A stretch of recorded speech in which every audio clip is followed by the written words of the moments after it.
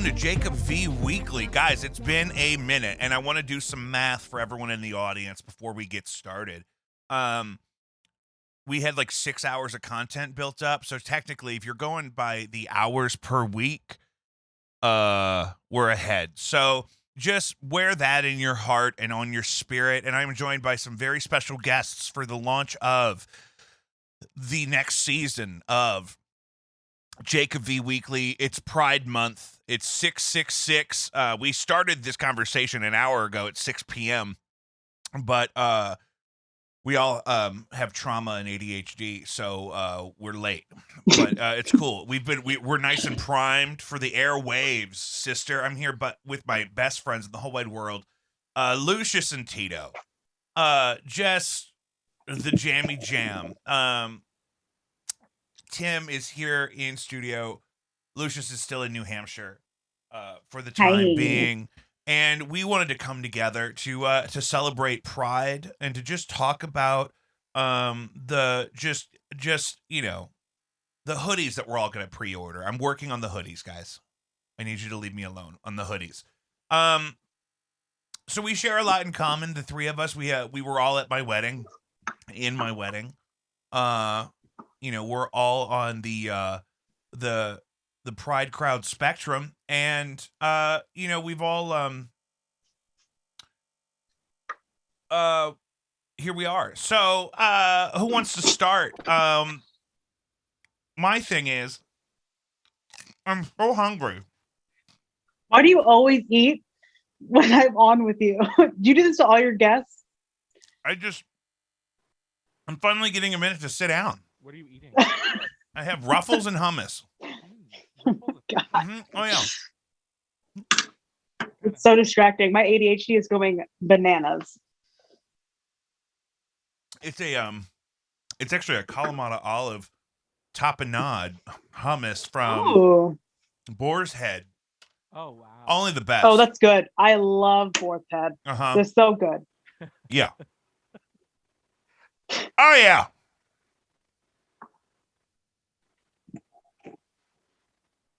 Oh, there's Tim. Hi, Tim. I can see you now.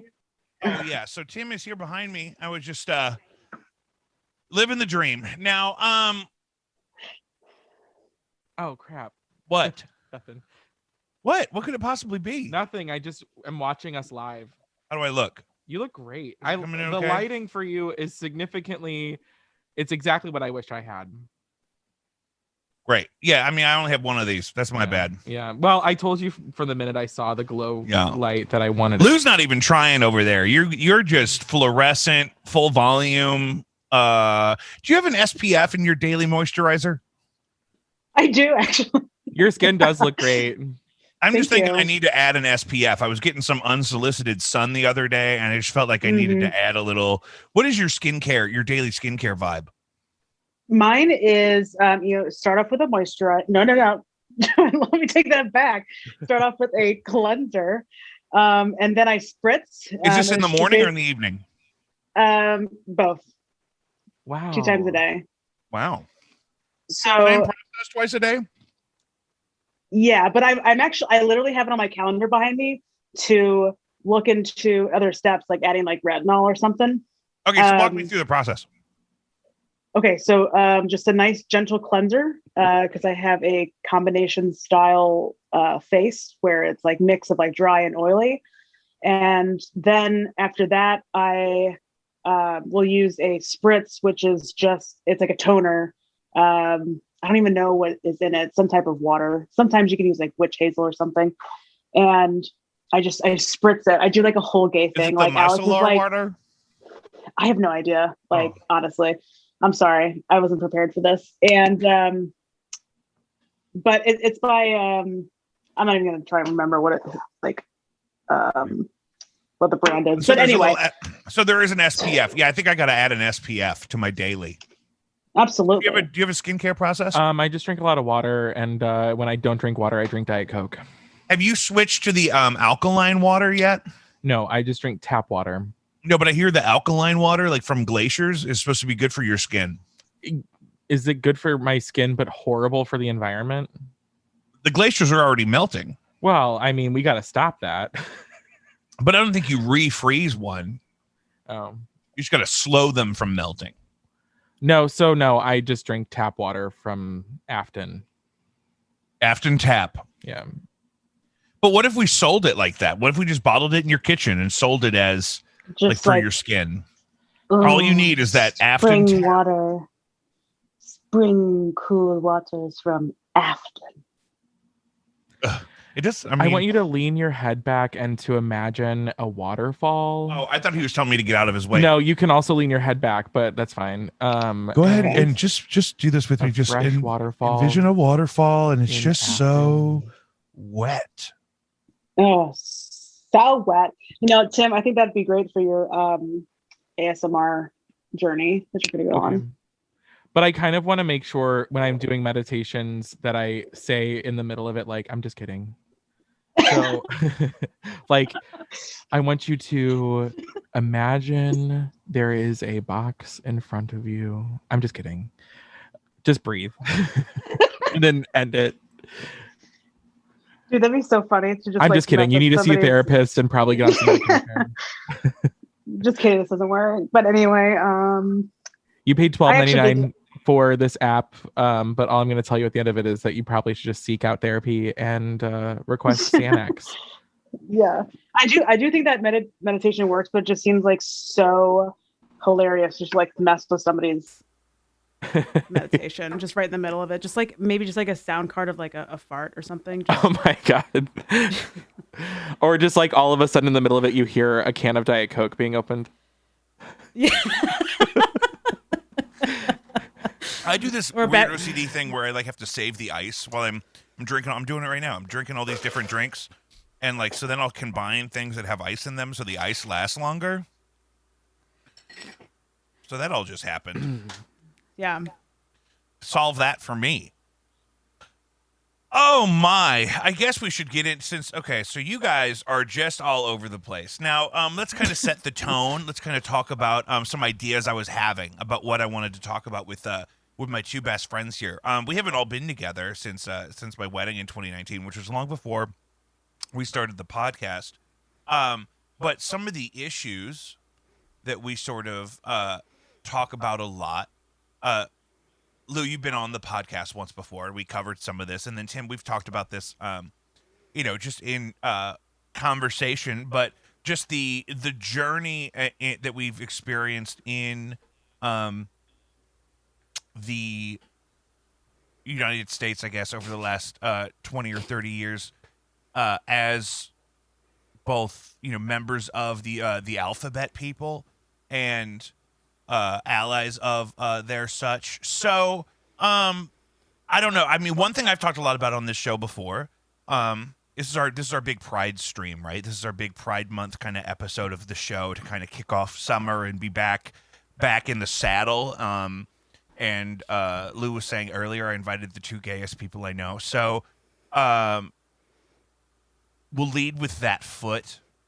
And we've talked a lot about just even since 2012, how crazy the shift has been, and where these issues are so much more non-issues and much more just something we're trying to adapt and trying to include in our everyday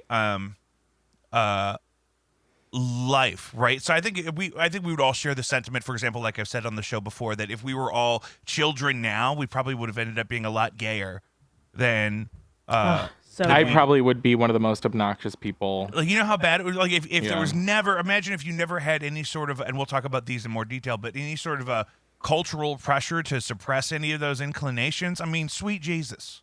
Well, hold on. Am I a child, but I still have the same parents? Because if that's the case, I would be the same. I'd be either. Well, I'm just wondering if, and that's a good thing, too, to talk about how much of it is environment, how much of it is just in the home. Because what I'm saying is that if I had parents that were more accepting, I would be a fully transitioned man named Jason right now. Probably fishing off a dock or something. She'd be fishing off a dock. I think she's going to say she was some kind of a full-blown something. Just playing. I'd be a fully transitioned man. Oh, okay. Oh, yeah. She'd Jason. be like an old man. Cool. You'd be like an old Midwestern man who's kind of hunched over. You have like a plaid shirt, and you're just fishing, and you're so old. Yeah. Yeah. Why exactly. would you be significantly older than you are now? Because that's how masculine she would that's be. That's what Jacob said. I did not put that in there. Oh, okay. Yeah. No, I mean, but I wouldn't have all that angst and all of that. Like, I need to listen to all punk type of vibe. I mean, I don't know. I mean, but that's like, that's do you just feel where like you gravitated toward things specifically because of your identity, and like you gravitated toward them because you wanted to be projected as fitting in with that perhaps alphabet letter? Or like, do you think that you would be like, if we were in an alternate universe, you're like a fully transitioned man and like listening to pop music because you love it and not forcing yourself to like would you punk? be listening to Huey Lewis and the News? Dude, I'm not that old. Would you be? Would you be listening to like Chris Stapleton? You'd be Stapleton? winding up your Victrola. I don't know why he's the person. Put on, like I know. Okay, so I know that I said that I would be like somebody fishing off the dock, but that is. I'd like to think that I still have the same music taste that I do right now. I would just be a fully transitioned man. So you would be chopping wood so much more than you have been. I would have built so many decks. I would have laid so many concrete pads. Hey, like, you know what? You would have an entire adult recreational softball league named after you. Yeah. Like, I guess I would just be my brother. I would have like 3 kids and a wife. Like, and you'd just be tearing her up. It would just be, never mind. Oh my God. Let's wait. It's only 12 minutes in. Yeah. Tim, what about you? I mean, how do you feel that your environment or your cultural kind of background in the context of the life that you've lived already, kind of, what's the word? Inhibited any of your impulses that way? Well, I don't know. Like, that's a really hard question because I don't know if my environment. I think that my environment had a big role in obviously how long it took for me to accept who I am and then also like come out to my friends and family about it. But like, I was lucky. I know how fortunate I am to have a family, who has been accepting and embraced me. And like, even if it's that sort of like, we don't really care. But it's more so like at this point in my life, they do care a lot about my identity. And that I think is really meaningful. I think that we kind of, as a, like, if I'm just speaking from my own like family, I think that we've definitely grown and progressed through the time. And so like, growing up in a religious household, it wasn't like something that was, like a lot of people say, shoved down my throat, because it was just like, that's how it was. Like nice. I don't know. It was just, I guess, sort of like in our family DNA throughout generations to be religious in such a way, but not like zealots. I think that my family, I was raised to be accepting and, but like, I do recognize that like, if it were more accepting and more embracing, then I think like spending 20 years, maybe not fully 20 years, but probably since the age of like 15 or 16 being terrified and like telling myself like, no one can know, and like really trying to maneuver through the world, just assuming like I can get away with never talking about it. Obviously that did not work out. Well, yeah, and I don't know that any of that's actually my fault, but we were kind of talking about this earlier, that I always just kind of assumed I knew about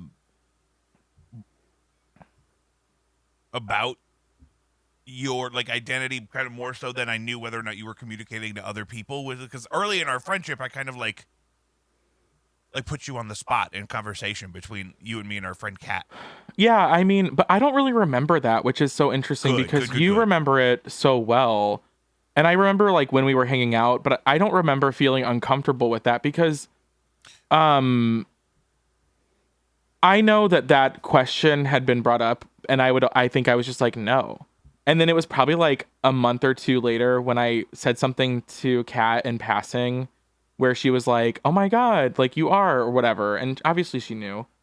It took like a big moment for me to, because the school we were going to, of course, like you could assume I know it's terrible to say, but like you would assume when someone like me is, behaving a certain way, speaks a certain way, has mostly just that a limp wrist. That wrist is limp. It's girl. limp. It's pretty limp. That thing hanging. Yeah, and I don't mind it. In fact, I like it. But it was actually around that exact same time when you're remembering that I had made some of my first friends in college ever. And that was 2 years of going to the school. I didn't have any friends besides like my high school friends, and I loved them dearly. But I definitely wanted to like find my people. And you guys, I felt, were my people. And at that point, it was, friendships with like my friend Katie and her friends where I just let them assume. And so it might have been after you had asked me where when I just let them assume, I was like, I should just let people just assume who I am. And then I'll probably be more comfortable around them. And it worked. Yeah.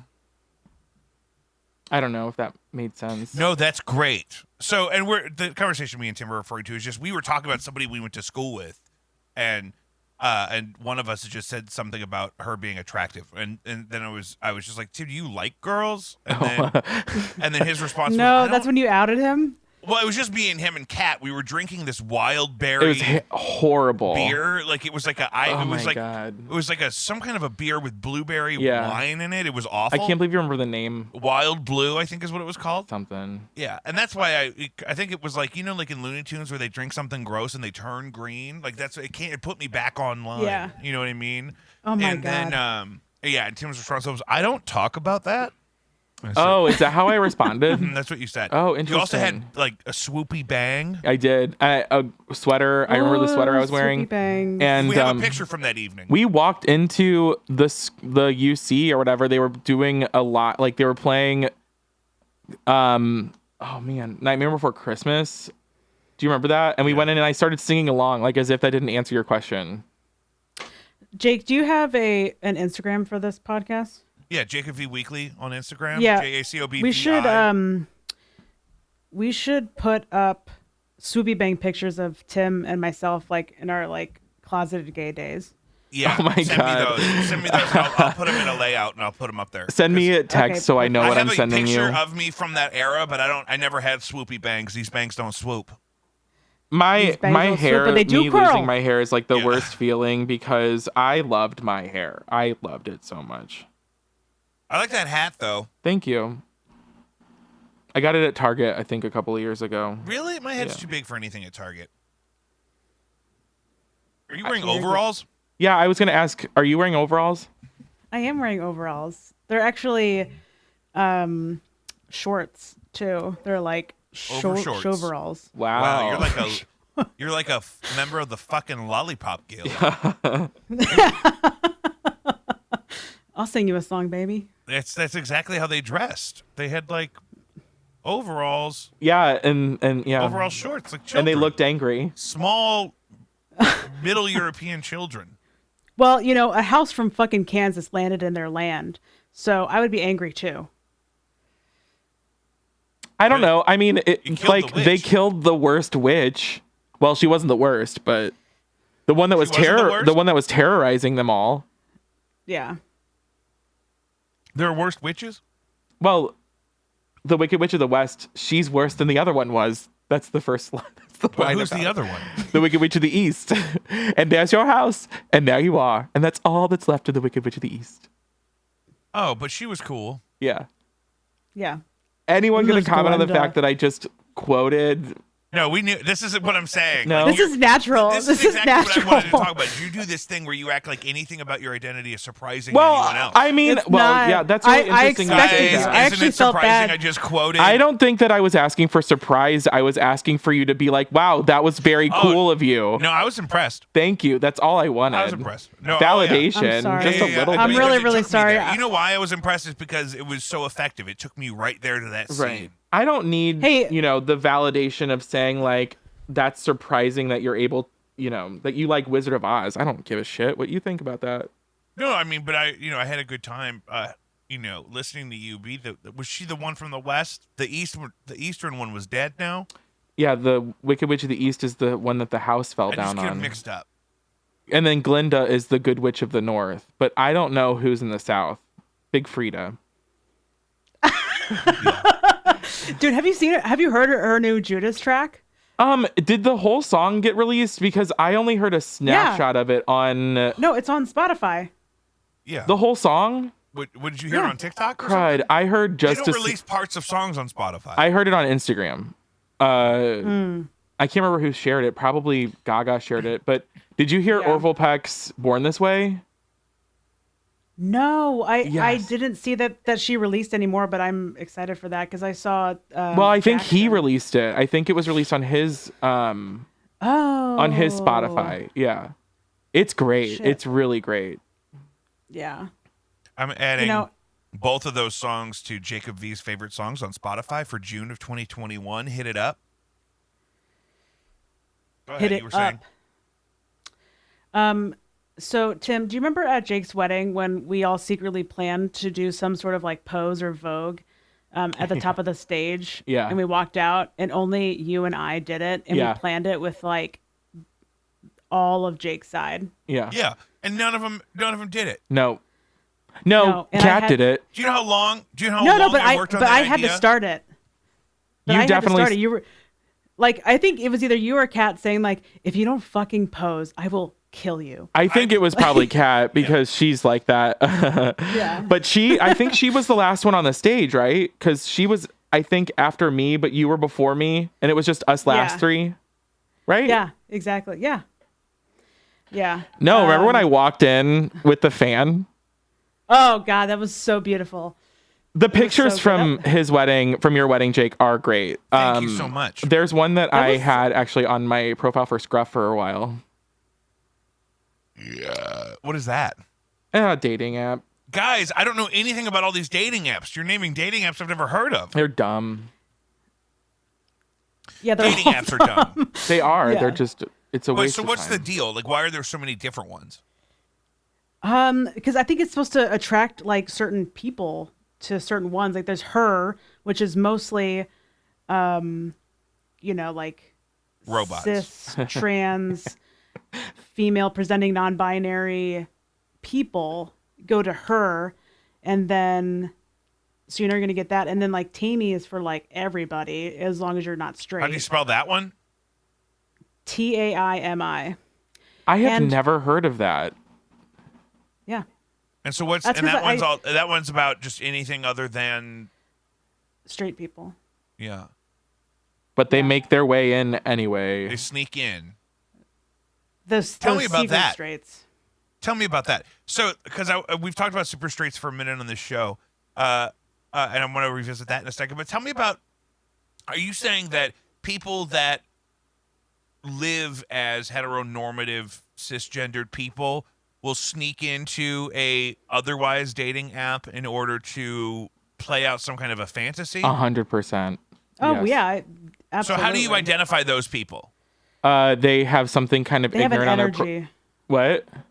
I was gonna say something more ethereal, like they have energy. You can No, feel that I think energy like about I can them. usually tell if it's like just a torso, and then they have like a whole list of things that they don't want to mess around with. So like Yeah. Kim Chi's song "Fat Feminasian." Like, Sorry? you remember Kim Chi, the drag queen, had that song Fat "Fat Feminasian." Feminasian," Oh yeah. and I mean that whole song was like embracing the things that were oftentimes like written into these profiles, saying like no fats, no femmes, like. And so I usually think that, I mean, I don't think that that's always automatically like a straight person just That's jumping what we've on. talked about but- before. We've talked about the specifically, I think the conversation we had on the show was about the racism in dating apps. Oh yeah. Tell me about that a little rampant. bit. I don't know anything about that, but No, but do you see it ever? I think so. Yeah. Oh, totally. Like when. That's what I'm asking about, because I haven't been in a dating app since I've been with my wife. Yeah. It's been years. No, I mean Yeah, people I post. mean, like, Go ahead. go ahead, Tim. Oh well, I mean like they'll you just. first, baby. Oh, you're. Yeah. Here, let me produce the goddamn show. Tim, go ahead. Well, just you can see on profiles like they say, like no blacks or no Asians. Blacks. Yeah, for sure. Woof. Not even capitalized, which is so rude. Woof. They lowercase and blacks. I mean, when you're out in when you're in rural Missouri, that's what you would see. Guys, this episode is brought to you by Music Around in St. Charles because Lion's Choice just pulled the plug. What? No, they didn't. No, I'm just joking. I'm just because, I try not to say I have a lies. confession though. I'm gonna come out. I like Arby's. Like if I'm gonna get roast beef, I'll go to Arby's first. No Lion's way. Choice tweeted a meme about this the other day about seeing people walk into the Arby's on Chippewa from the Lion's Choice that's next door. Is it because the Lion's Choice across the street is so busy that people have to resort to going to People Arby's? will be like, you know what? I don't want beef that bad. I will say that recently I've been more impressed with Lion's Choice's sandwiches because they're not as soggy. Okay, Lion's Choice is back. So you were saying people will say things specifically like no blacks in dating apps. Right, you've seen that, right, Lou? Oh yeah, absolutely. Well, actually, no, I honestly haven't. I'm not even gonna. But that doesn't mean Absolutely. that it's not there. Well, actually, nah. Well, it doesn't. God, what do I see? Yeah, because are you talking about Scruff though, Tim? Because I feel like No, actually, gay men- Scruff is very different. I'm kind of more so talking about like Grindr, Tinder is, I think. those are like usually- very aggressive apps though. Like Grindr is an aggressive app, and Yeah. I feel like that's where that's tolerated. Yeah, no, totally. Scruff is a lot different because I think, like Scruff and Growler are you just like, kind of like create your profile based on, and I've had this conversation with several people before about how there's like this unfair disadvantage to women, like queer women, because there are so many apps out there for like niche or like specific gay typed people, which is horrible to say, but I mean, all those that's like why labels. Her does so well, Yeah. because it's the only one out there, and they do it. I mean, they do it well. It's just like, but it's showered with like number one, feminine focused. I don't even know their slogan, but they're the top out there. And you know what? I did see one on there that was this one person said, no. If you're not vegetarian, vegan, or pescatarian, we will not work out. So she definitely wanted, if you're a beef eater, get the fuck off my profile. What if that's your job if you're a beef eater in like at the Tower of London? Do you know what that is?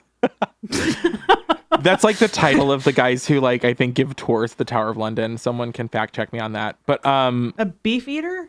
Yeah, that's actually the title of the guy. That's why they named the gin. Shut that. up. Yeah. What were you? So anyway, so that's the only time that I've seen it, because with her, it's I don't know, it's just very calm and like, here's what I'm doing and here's what I want. Like I want like adventure, or I want friends, or something casual, or I get a lot of what I do see on there is I just experimenting. This is going to be like my first like girl on girl experience, and I know that that's fake. Oh, that's interesting. Actually, really interesting. Yeah, because how are you even going to find out about a fucking app? It's what that is is butch bait. It's fucking butch bait. What does that mean? They want to attract an aggressive butch type. Yeah. Butch them bait. butches love I'm changing turning- the name of the episode to Butch Bait. I've never heard that term. That's so interesting. Wow. I just made it up, honestly. Did you? I love literally it. just made it up. Yeah. Hashtag Coin that. Coin it. I just saw the hoodie. The Butch Bait Butch hoodie. Bait. Oh my God, I would so wear a shirt that said Butch Bait. I would too, actually. Yeah. I would really like that. Oh my God, guys, we've done it. I love that. I'm so glad I was here for that. Butch Bait. Okay, so Yes. you're saying, God, this is so interesting. I knew we'd find something. I should have wake you fuckers up. Jesus. So what is Scruff about, Tim? Well, I mean, it sounds a lot like her. When I first got it, I thought it was like mostly gay bear types who, like. That's what it sounds like. Yeah, but now it's pretty much everybody, and it's become, I think, basically a grinder. Now, Lindsay, you described Grindr as aggressive. Describe Yeah. how you gauge the aggression of different dating apps. Well, it's And about what we're the referring to is the culture of the users of the app, right? it's the immediacy. Yeah. It's the where I'm standing, 33 feet away from you. Come here and suck my fucking cock. Whoa. Relax. No, we're 30 minutes in. She can say that. Exactly. That's what I'm saying. Like that's No, my but how Grindr is, interpretation and of it's Grindr. like that everywhere. It's like that at Disney World. It's like that. So that's interesting you bring up Disney World because I've never been there, but it has nothing to do with that. But when I get on, I'm like, I hardly would get on these apps because it just, I don't deserve that in my mental health to feel rejected by nothing. And so but like what I really liked doing was when I travel, because I travel a lot, like specifically road trips, I have gone from like Cincinnati all the way to St. Louis, just back and forth between Grindr and Growler just to see like who's around, like who might be in their cars nearby. Are you serious? I love it. Yeah, it's so fun. Do you ever like? But, like, act on that's it, where- though? that's where don't you have to see- tell the story, but What? I don't have any cool stories at all about any of that, but that's where I see like the most problematic is when you get into like really rural parts of the country, like, you know, flyover land, which is all of the state of Missouri. There's like no Yes. qualms about being rude and ignorant about the different types of people you might see on these apps. like it's just free reign, Yeah. like isms. I'm that what seeing you're a saying? Butch Bait tank top on Amazon, Oh no. but I don't know if it's in stock, and I don't know if that matters. So hold the line. But that means that we got to find out if somebody's coining that or trademarked it. because that's what I'm saying. Because it's not like it's the brand of something. It's Butch imported. Bait. I've never heard that. No, me neither. Yeah, so I think you've got something. I think we're on to That's something amazing. there. So That's gonna be one and of what my does songs. that do? Okay, so here's part of my journey, right? Is that I've always been probably pansexual, but we didn't used to have that term, so I still don't really understand what that means. so I mean it's sort of like Attracted to anything or anyone. Without a preference. Yeah. it's just like biological sex is not any kind of a deal breaker. Mm. You know what I mean? Yeah, I saw the pan I mean, flag for the it's- first time today. It's like blue, pink, and yellow, I think. That sounds awful. Yeah. Pink and yellow. What are we doing? It looks like Easter. So we didn't used to have that term, and so I very consciously in therapy at one point, made the decision that certain types of relationships come from certain areas of your life or certain experiences, and some are thusly easier than others, right? And especially at the time when I was in college, I was really only, as far as men were concerned, I was really only attracting a very specific demographic that was a little intimidating for me. So because of some of that aggressive kind of communication you're talking about. So it's just not something I ever really pursued. And being that it's not like I preferred one thing over another, it's not anything that's a threat to, my relationship with my wife, certainly. So it's always been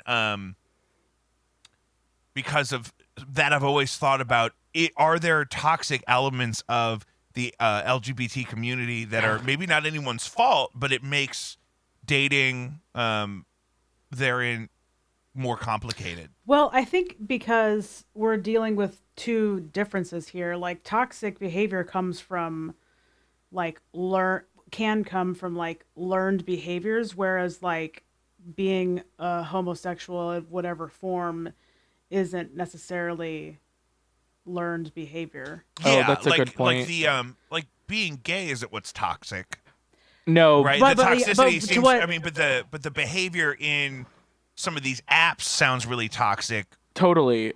I Because think there are obviously there are like racist, sexist, members of the queer community. like because- transphobic, I think is actually still Oh, that's a huge. problem. Yeah. Like, yeah, feeling like you're going to be like ostracized from your own like tiny community, Right. and then have to go into a tinier community. And this is something that's extremely always scary. been really interesting to me is this sort of barriers that are drawn amongst, you know what I mean, people that would be all together at, for example, a Pride event if we were having one, right? I mean, it's not necessarily like all the different members of the LGBTQ community include each other in everything. Gay men are really guilty of this. Gay men are really guilty of being exclusatory to other groups that don't fit into their thing, which is oftentimes even groups of other gay men. I right? totally think that, and I also Like- would agree that they're Like, also how often do gay men seem to exclude lesbian women from their just You culturally? like bears, Parties. like JJ's. Yeah. Oh yeah, like JJ's, they won't even let you in. Oh, Yeah. is that true? I've never JJ's been like there. won't let women in that aren't like. I mean, they'll let them in, but you'll get fucking stared at the whole time. It's goofy.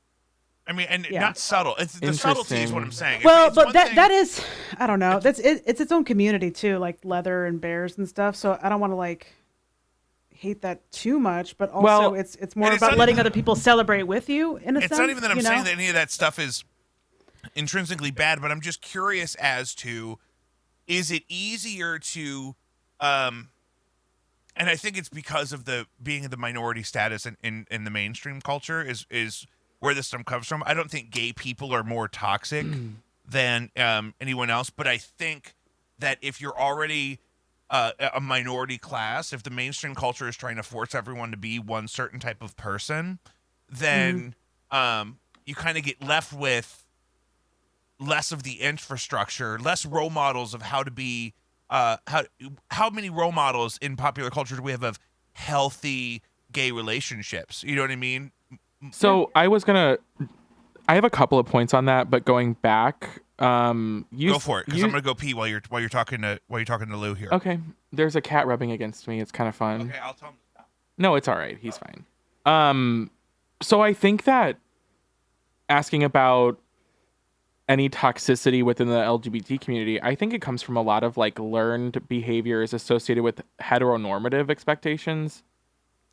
Yeah. So like when sorry, Jake I didn't was, mean to cut you off. you're fine. But when Jake was talking about like the types of guys that would hit on him, I find that interesting because I found that, I never attracted the type of person that I was attracted to, because I think there's like this assumption that if you're a certain size and you have a certain amount of body hair, that you're like the more aggressive, more dominant, more perhaps masculine person.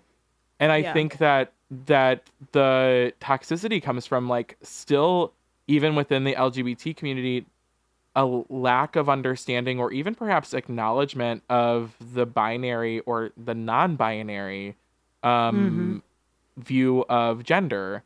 And so I think that, and then to a point about gay men being exclusionary, I totally get that, but it also could come from me maybe not putting myself out there for reasons, but I don't know. You hear stories about them being very, catty and yeah, I closed don't even off know and if stuff. like it's, yeah, I think that unless you're a part of the crew, I think for some reason I feel St. Louis is very, very close-minded, the community. yeah. And because like I've never had more fun just kind of like exploring gay neighborhoods in other cities, because it's way more open. It's way more you are who you are because of who you are, and then Yeah. like one last point though about like places like JJ's, gay bars are not fun anymore. Like I can't stand going to Attitudes and Just John's and even sometimes Rehab, because it's like it doesn't feel like you're in a gay bar. It feels like you're there for a drag show, Doesn't but feel like- the primary groups of people are girls on their 21st birthdays or their bachelorette parties. And so like I remember when Novak's was considered like a lesbian bar. Do you remember Novak's? Yeah, we used to go all the time. Yeah, it was a great Yeah. place. But even then, like at the time, I don't think was as, you know, it wasn't what it I think was wanting to be. You know, I think it was. So I can don't kind know. of It get felt why like a pretty JJ's would butch be exclusive. sports bar. What? Yeah, it was a I pretty. said it felt like a environment. pretty big Totally. butch sports Yeah. bar. Because like the whole. Well, you're talking about the crowd, Tim. Yeah. Yeah, Well, yeah, and yeah. I don't know who I was watching a documentary about online dating actually on Netflix, or maybe it was HBO Max. I don't know. Katie recommended it, but like it could be Disney Plus. Is it Yeah. on Peacock? I don't know. It's on Paramount Plus. But there was someone talked about the fact that like in the gay community, you don't even have to cruise anymore. And that like cruising was a part of like a whole culture of gay and gay people in large cities, you know, and so like apps have made it so that it's way easier for men to access each other, but like has taken sort of some of the fun out of having to meet or finding ways to meet that aren't dangerous. I don't know. So you're saying I can't walk into a truck stop and find a nice little glory hole anymore? I mean, you probably could, but I don't think you'd fit.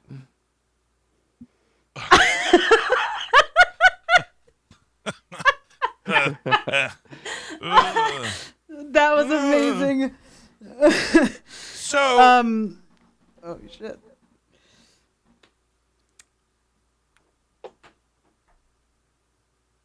Oh, okay. So I do want to make one point about toxicity.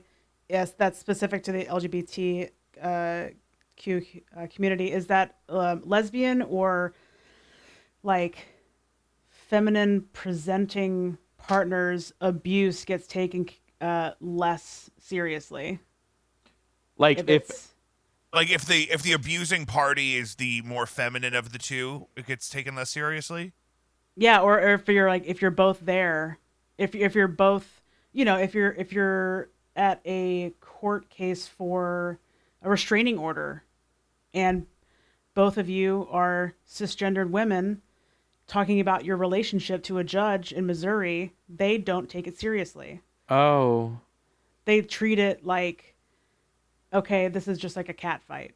Mm-hmm. This Wow. is just like a disagreement and stuff. So it takes multiple times to go through that system to get anything done. So I think that's something that plagues the community. Yeah, and I had a friend who was a gay guy who I guess he's still around. I just don't I don't keep up with him much. But his thing always was that his parents were always very supportive ideologically and whatnot of whoever he felt like he needed to be or whatever. But that they just didn't. They had like this microaggression type thing where they were just so nonchalant about any of his problems because they felt like, oh, he's a gay man, so his life is less complicated than people that are going to have a traditional family and a traditional career, and you know what I mean. And so it's such an oxymoron. Like it's obviously yeah, more that's so complicated. interesting. Yeah, so his parents very much. Oh no, that's yeah. I mean, that's we support you. We still love you. We're so glad that you feel like you could tell us. But then anytime he'd have a serious problem, be like, oh well, you know.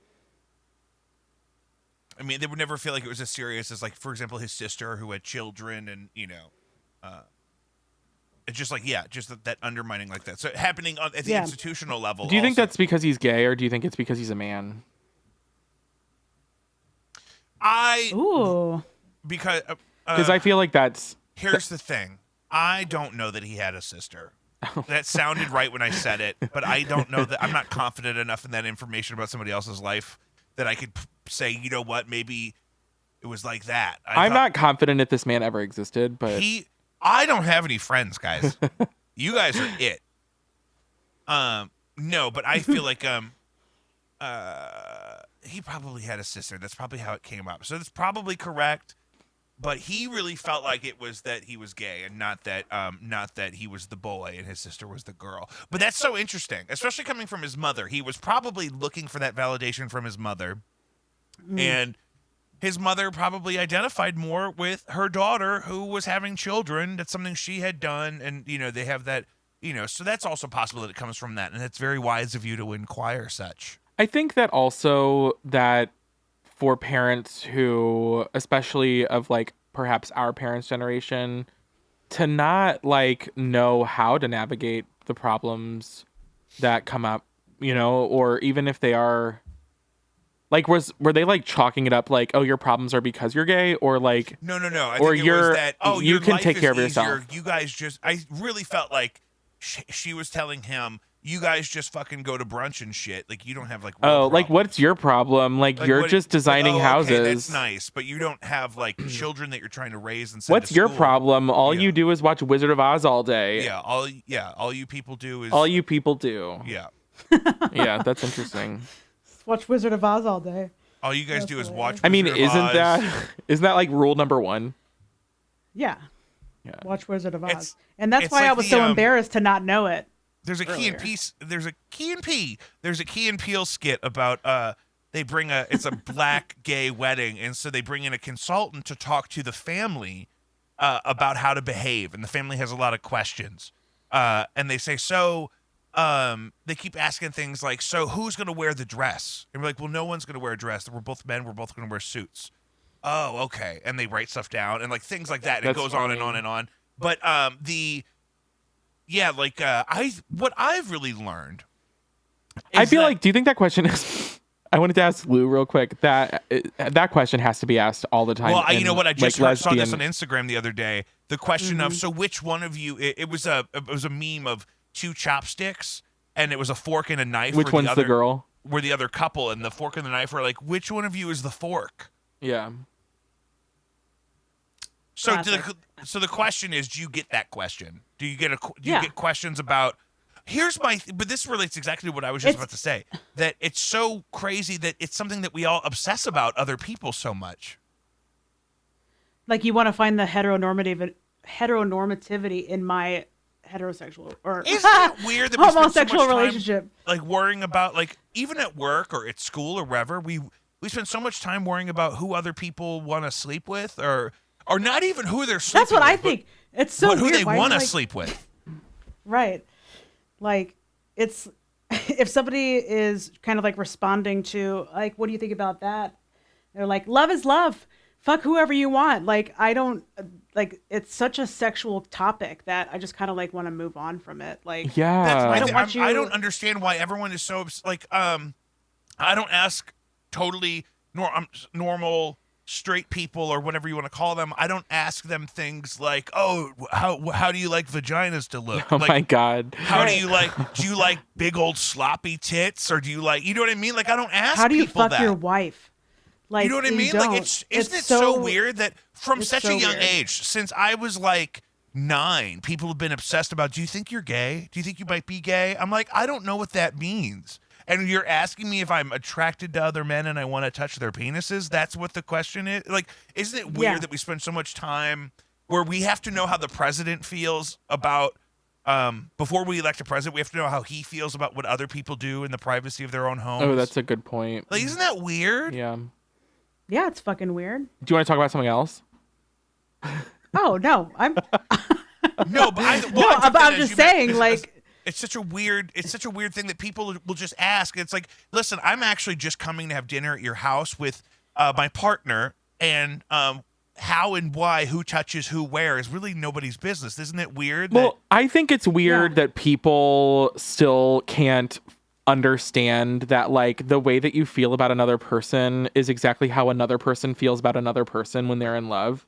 So, like, or in a relationship, or all of those aspects of being in a relationship are all the same. And not in terms of like the heteronormative expectations, but in terms of like how you show affection, or like what that Yeah. looks like, or just like human feelings. yeah, exactly. It's Yeah, like it's like, people no, have we a all have hard feelings time that you have. understanding that you could feel like a certain way about another person in the way that they feel about their specific person that they're in love with. Mm-hmm.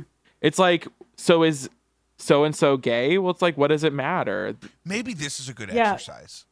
And there's so many like you know, stereotypes within the queer community, because there's not enough of us. I feel like there's not enough people to really like spread out like the spectrum of the stereotype, you know, because you'll still run into you know, a lot of the butch bait and the like the stone lesbians, and The you'll still be able to find. I think she said the butch bait and stone lesbians. She cut out for a stone second. lesbians. What's a stone Sorry. lesbian? Yeah, Tim may not know that one. The stone lesbian is the cargo short truck driving.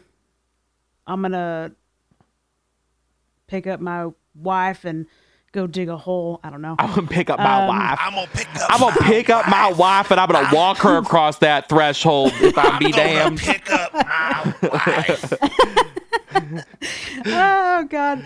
And so anyway, it's just about kind of what you were saying earlier, Tim, about the binary within the community itself, that we're still having enough courage to break that part of it and be able to represent ourselves truly instead of what other people think that we should be, like yourself, being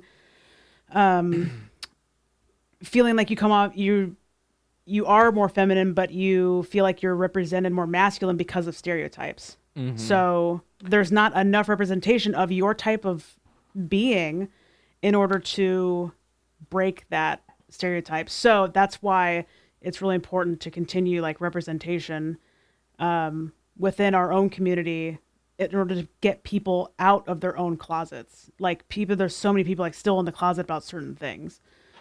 Yeah, I think that it's similar to the way I think that a lot of gay people look at straight people, and specifically maybe straight people who are maybe more narrow-minded, and they look and think like, how do you not understand that everybody's on a spectrum? Like everybody is on some sort of their own, wave of what is gender and what is sexuality. But then like gay people, what? It's too hard to understand. Right, but even I think like process all that information. I think even within the LGBT community, it's also similar in that like people within in the LGBT community also need to look inward and say like, oh, you also should acknowledge that you perhaps are on more of a fluid spectrum than you think. That's a huge part of it. Is people. Yeah. Some people are ill-equipped, or they feel ill-equipped to acknowledge their own spectraldom. Yeah. Yeah. Like I am having my second coming out right now at 30 years old. Like I have to come out again. That sucks. It does suck. I don't want to come out again. I wish I could have just been myself from the beginning. Yeah. Yeah. Until it got stripped away. And then I had to find it again. And now I'm back. Do you have that's the thing too, is like your identity evolves, not necessarily even as much because of who you are changing, because it's less about that. It's really more about how you feel comfortable interacting with the world around you in context. And like, I'd probably identify as pansexual now, but I have always identified as bisexual because we used to have that term, even though that feels so limited and exclusatory. And so it's like, and so what you're saying is, I mean, you have to come out more completely, really, or in a new way. Yeah, I have to like because I was only comfortable enough to identify as a lesbian. Mm-hmm. That was my like glass ceiling, if you will. And then once I realized that I still wasn't being my true self, and I was like subconsciously like suppressing all of those thoughts because it just didn't feel safe. Maybe, yeah, probably. And then now that I am like, on my own and can afford all of my things, it feels safer to be myself because I don't have to worry about surviving. Yeah, about being living on the street. I think, yeah, for me, there's also like an added piece too as society progresses. And although like the alphabet has gotten so much longer, I don't necessarily know if I find it that much of a problem, because I think like having the language to not only be able to express it to other people, but having the language to sort of conceptualize it for yourself is also huge. Like, oh, okay, so like queer, I get that now. Like that word has changed so much over time. And queer, it just used to mean gay. Right. Well, I thought queer originally was sort of like odd. Queer was a derogatory term. No, also, I don't think it originally was. I mean, like, I don't know if it originally was that but way. It was long used that way, yeah, and then it's been adapted. You know what word I love? Fruit. I love fruit. That's amazing. I love saying that's fruit all the time. Oh, really? I'm going to try that. Fruit? Yeah, but it's like it has to be very fruit. cavalier. How do we like, feel about gay men using the C word? I don't. Like in the drag context, it comes out all the time? I don't know. I don't know. I don't know how I don't know. I think that maybe we should just not make it such a big deal.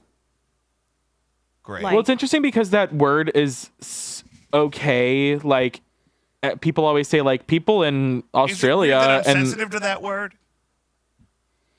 No, I don't. I think that it's very polarized as far as sensitivity to that word. I mean, I could be making an uneducated assumption here, but I feel like we're just giving the word too much power. That's what I'm also saying that. That's also true. Yeah. Okay, good. So I'm back to being fine with it. So we were talking about fruit. When were you not okay with it? Was it for like it's really like when like a mixed race person uses the N-word. It's always like you look at everyone else and you're like, are they allowed to say that? Is that okay? And it's like when a cisgendered gay man uses the C word to refer to a drag performance or styling, I just notice it because I just know that I wouldn't. How would you describe a drag performance using that word?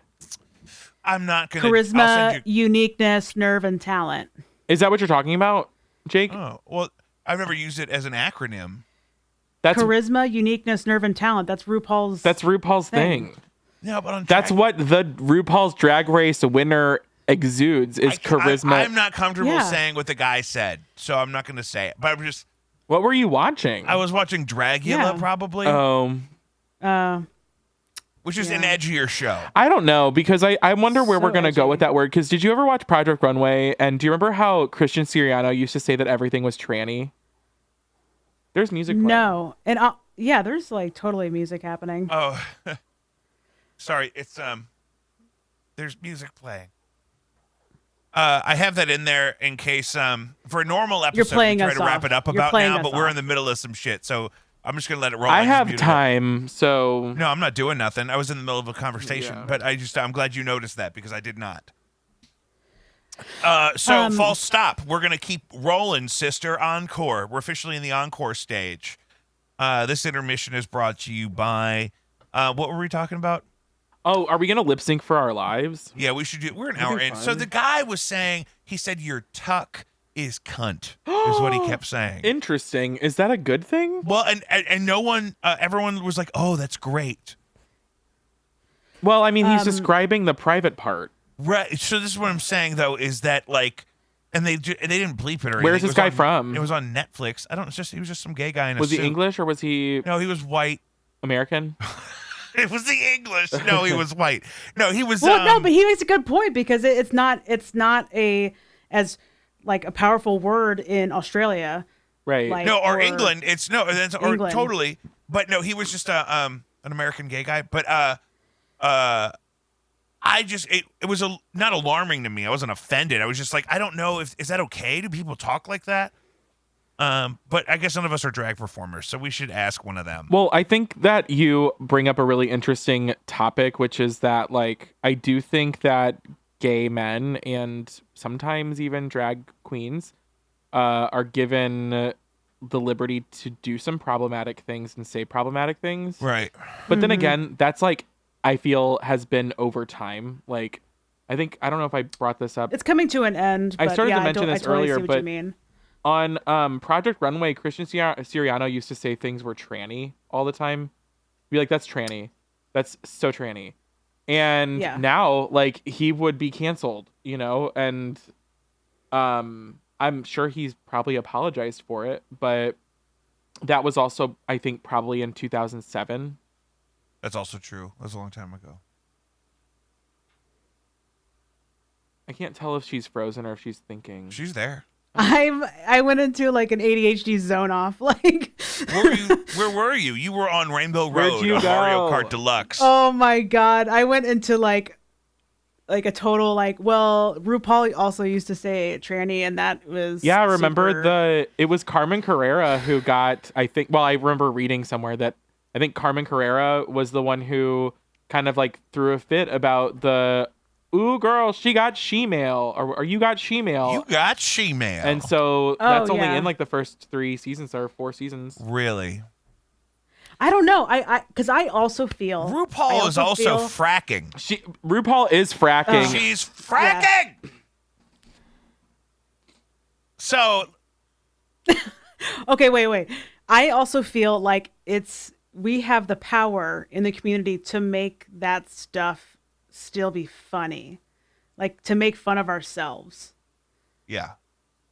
But you can only, I don't know. It's also like you can only make fun of yourself if like you're that person, maybe. Yeah. I agree. And it's the sort problem, of like, this is the thing too. People like a binary. People like to say you can or you cannot. You know what I mean? People do not like to say, well, some people can. And it depends on if it's coming from a place of humor and compassion, and you can get away with stuff that, maybe you couldn't if it felt like you were simultaneously exploiting some privilege you have over somebody else. So that's an unsatisfying answer because we have to agree to take things on a case-by-case basis. If that dude said tranny on Project Runway now, that would not be cool. Never. Hey, I need to go wash my eyes. The cat is sitting right next to me and my eyes are itchy. Is that okay? I just wish I would have gotten you that medication. Is it going to ruin everything? I can sit and suffer through it. I was just telling I don't believe that it's going to help. But you're welcome to try. No, you're not gonna derail the thing. No, I'm if alright. I have to help you with something, it's gonna derail. You don't have to do anything. Show. No, I'm just gonna go like rinse my eyes. Yeah, there's soap in there. Okay. Do not soap your eyeballs. Hot water's on the left.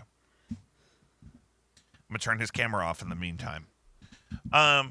Woo, God! So we are cooking. I have a whole episode of the show prepared for whenever I get to do one. But this has nothing to do with any of that. We were going to talk about headlines and Israel, but for Pride, I wanted to just talk about some of these specific issues. And I think you also bring up a good point in that my original question that took us down this path was about the toxicity in the LGBT community. And it's one of those things where that's like asking that if I were to ask a woman who lived in a trailer park, do you get tired of getting beat up all the time? Like, that would be rude because I'm assuming that because of who I am assuming she is culturally, because of where she lives, I'm assuming that she has a certain experience. And that's a problem. Yeah. And so it would be inappropriate to say that all gay men have really toxic dating lives. I think I just assume that because any flirting I did with the idea of dating any men that kind of pursued me earlier in my life where that happened, it doesn't happen much anymore. It's not that it doesn't happen. It just doesn't happen as much. Is that I felt like those situations were toxic and why I didn't pursue them. It was a whole lot of, hey, can I come over at 1 a.m? And like, I'm in my mom's house. No, you're not coming to my mom's house at 1. You will take me out on a proper date. And then, so that was sort of my experience. So I guess it's inappropriate. But that just sounds like a fuckboy, though. It just sounds like a fuckboy. Well, that's the thing too. Is that's what I started thinking is, oh wait, this toxicity exists in all dating apps. Yeah. It's going to exist on a theologically specific dating app. It's going to exist. What are you talking about? I was just saying that maybe I should clarify that it's sort of microaggressive to say. So are gay dating apps toxic? Because that's just it's like saying it's like asking, you're assuming a lot about the whole thing. But I think what Lou was saying is that representation of more of what romance and intimacy looks like across the spectrum is kind of the solution, is to kind of dissolve the strict binary that mainstream culture has in their head, and with those positive examples of what dating looks like in every different situation. And that's another thing that's not satisfying, because it's the right answer probably, but it's really hard because it's not saying, you should just it's hard to say, oh, well, we're going to build an entire infrastructure of ideals around examples of healthy relationships in all of these different categories. Well, and all of these though, these apps are all trying to make money. So like that's the thing. anything Yeah, that's they trying want to be hot for a minute, Right. so they can cash in. Well, and the thing that's going to sell is the thing that makes people feel the most insecure. So you're going to get on there and you're going to feel like you don't have enough or you're not getting enough, and so you're going to pay the money to have the the premium access, premium version, which isn't going to work any better for you. And so then, I don't think there's like any conspiracy here, but like all of the labeling thing, it's like everybody's constantly walking around with like a personal ad, and instead of getting and out. mine says butch bait. Yeah, mine does not. Mine says just butch. You can call me butch. Mr. Bush. Just to make it known, none of us are butch bait. No, unfortunately. Oh, come on. Like, I want to be. That's what do I thing. have to do? That's the thing is like, I feel like, do I not want to be? Right. I think it depends maybe on what butch, if we're talking about like male, like cis male butch or like cis female butch, but I honestly, I don't want, it doesn't, butch or not, I just want a nice person. Boring. I want to get fucking ragdolled. You know what I'm saying? Good for you. James over here, like, I just want a companion. I want to be heels to Jesus. You know what I'm saying? I want to feel like the world is ending. Oh my God. And that's just emotionally. You want to be taken to the day after tomorrow. Yeah. You want that Yeah. Apocalyptic. Yeah. I want Liam Neeson to kick the door and ask me if I'm okay. You want to be raptured. Ravaged. I want the police to show up and say, "Sir, are you consenting to this behavior?" Oh my God. And I want to say, "I think so." Please don't take rape that seriously. Come on.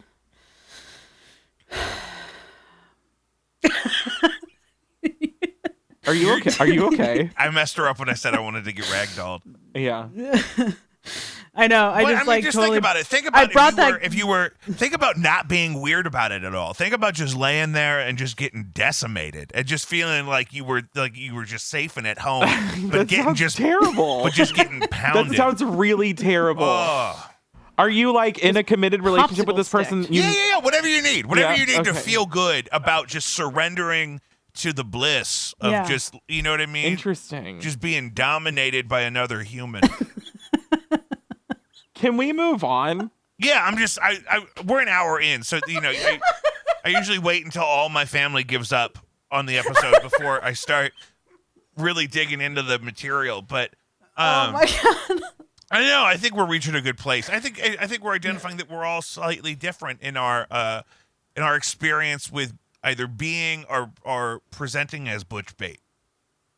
Yes. And that I'm not. Yeah. I'd like to be, but I think I'm a little big. For what? To be butch bait. No, I think that if just two pigtails, I'll pick with it. like the little beads would be. Which little beads? You know, like those like those. Like you braid it, the you hair braid it, and then ties? you bead at the end. hair no ties that have the braids, beads just on like it? two pigtails, and then like those hair ties that have the beads on them. Oh yeah, the two beads. Yeah, or just yarn, like big thick yarn. Big thick yarn, like a beer maid. Like an Oktoberfest German. you would beer really maid. look like a rag doll. I'd look like Raggedy Ann. The little seriously, put the makeup on me. I can't believe you said I want to get ragdolled. I wanna get- Yeah. Here's the thing. Like you're gonna have to get bangs first, sir. Nobody, Oh my God. When you're a big dude, when you're 6'1", 300 pounds, nobody just takes the reins and tosses you around like you're a rag doll.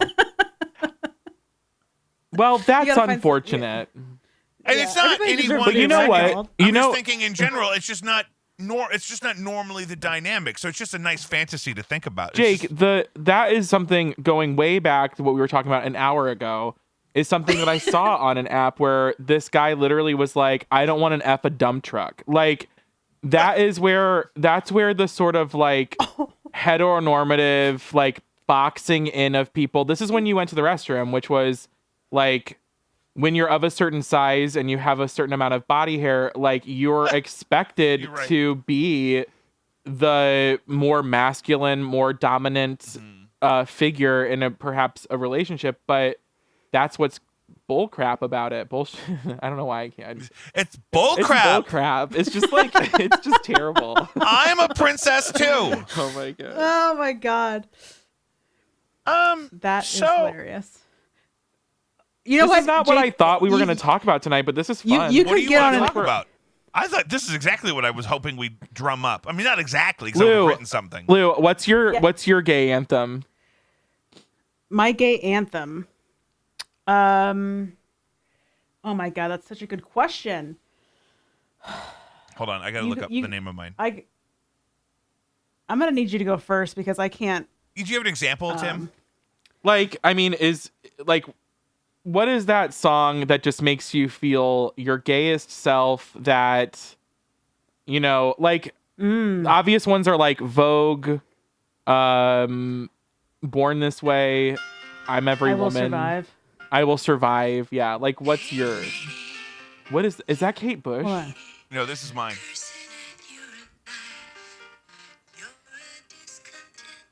Let me Oh, you know what it is? It's fucking Dancing Queen. What is it? Dancing Queen. Dancing Queen. Dancing Queen Yeah, is a that's great a good one. one. That's Yeah. my Never Been to Me by Charlene from Priscilla, Queen of the Desert. That is so gay. I don't even know what that's that is. so good. Yeah, it's a close second from that movie is Billy Don't Be a Hero, which my mom and I danced to at the wedding. Oh, I love that. Ugh. Because she will get So her baton cute. routine. We going. saw Mm. the batons were great. A lot of good ones. Yeah. That's amazing. You know what? My newest gay anthem right now is actually called Kill the Lights by Alex Newell. And that song will fucking change your life. Kill the Lights. I'm gonna put Kill that the also Lights. on Jacob V's favorite songs for June. This is like a podcast accompanying podcast playlist I do every month. Yeah, That- it's got to be the remix version though. Which remix? Is it with Nile Rodgers? there's Yes, and DJ Cassidy, and then there's somebody else on there that sings really well. that Vinyl I on can't HBO. remember. Oh, it's from Vinyl. No, but I don't know if that's the remix one. Let me see what the artist is. I saw the right remix. I think it. Okay. I think it, girl. It's on the playlist. Jesus. Yes. Yeah. So that's a good segue into kind of the question I want to talk about, because one thing I've really loved, and it's no secret that Thanks for letting me take over, by the way. With No, that. I love it.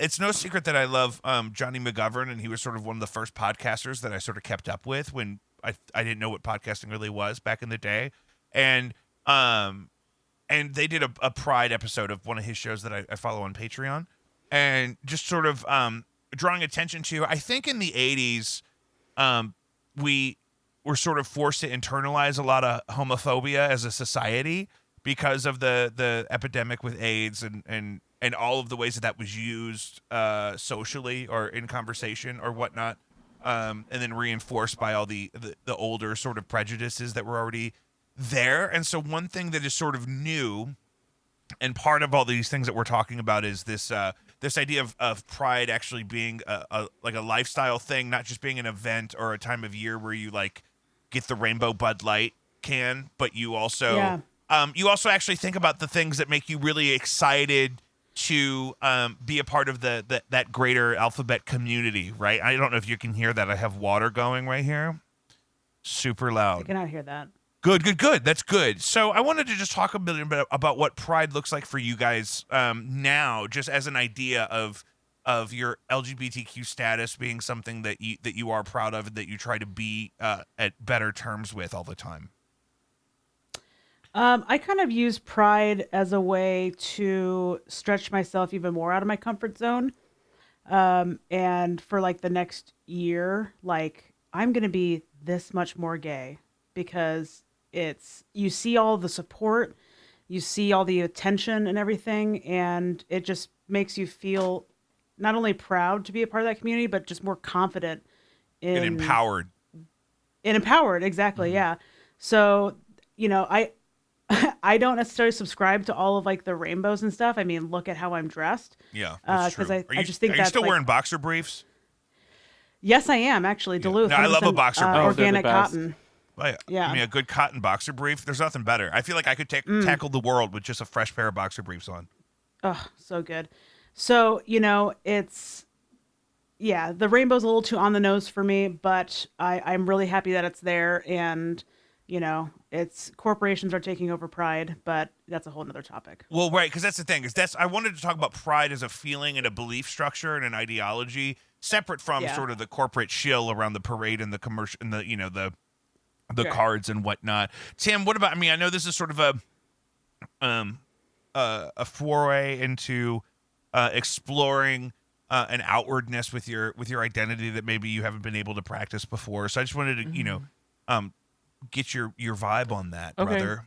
Yeah, well, can I say brother? Is that a microaggression? I don't know. I'm just trying to be good. You can call me Al. I'll call you. Did you like that? Yeah.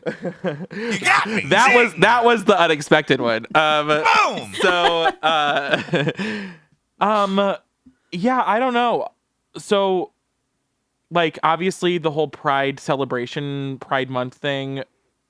I have never been to a Pride festival. I've never been to a Pride parade. What? Yeah. That's so funny because we're all sitting here talking about it's fuck the parade. It's so corporate. We don't give a fuck. Fuck them. And then now we're like, wait, now we gotta go. He's never been. Right. Yeah. Well, today you have to experience it at least once in order to not like it. We went as kids actually all the time. Did you? That's cool.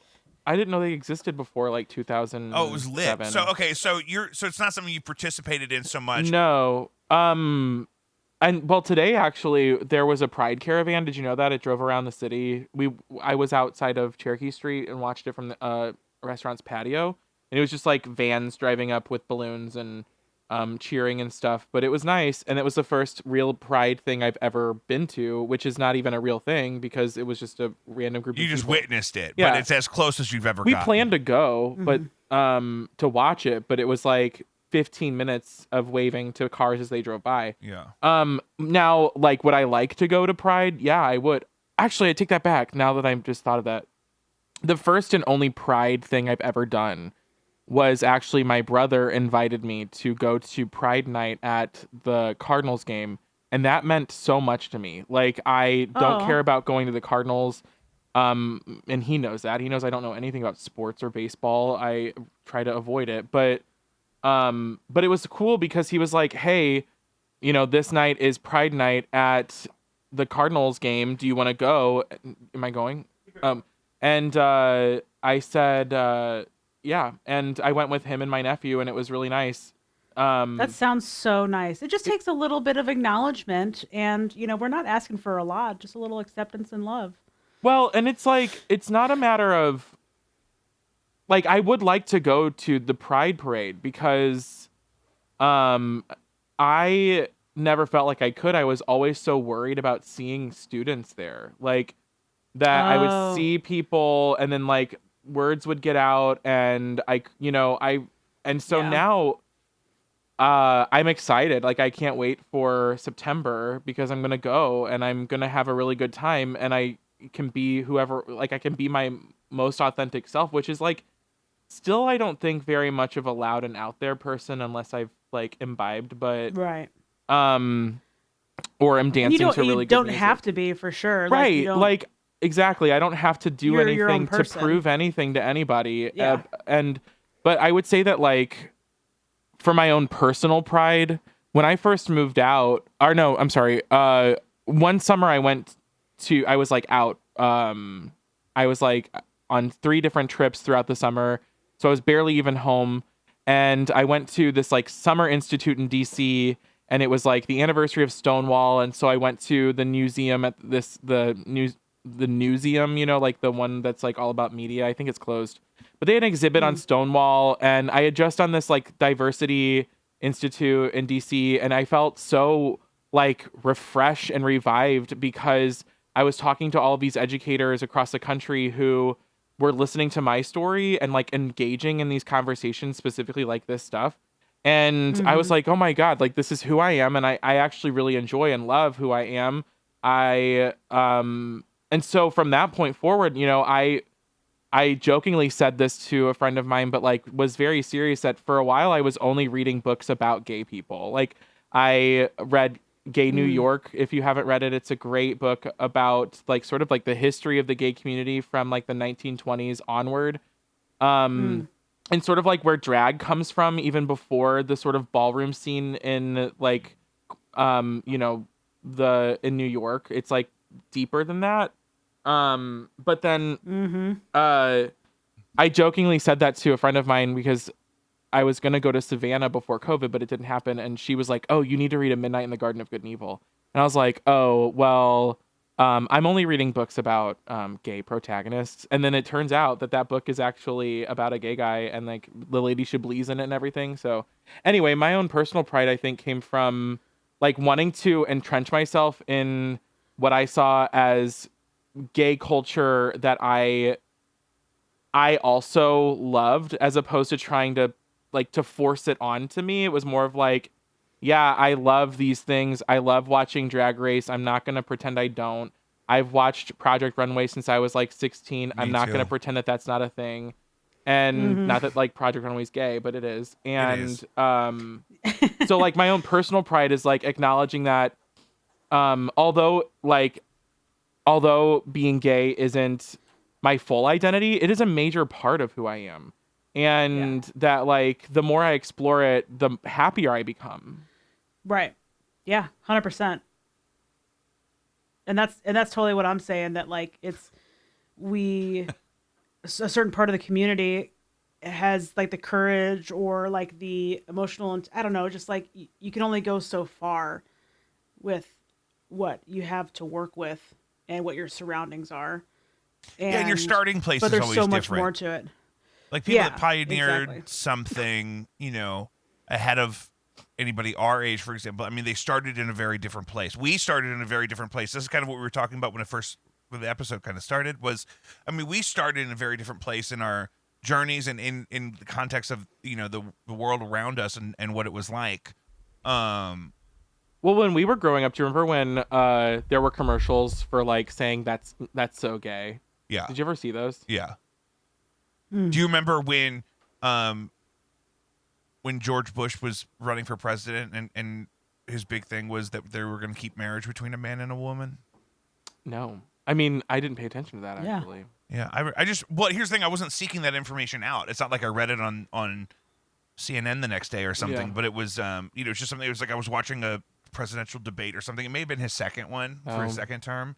I was like, that's just such a weird thing that everyone's so obsessed with that. And then that kind of sets the tone for the environment you kind of think you're going to be walking into.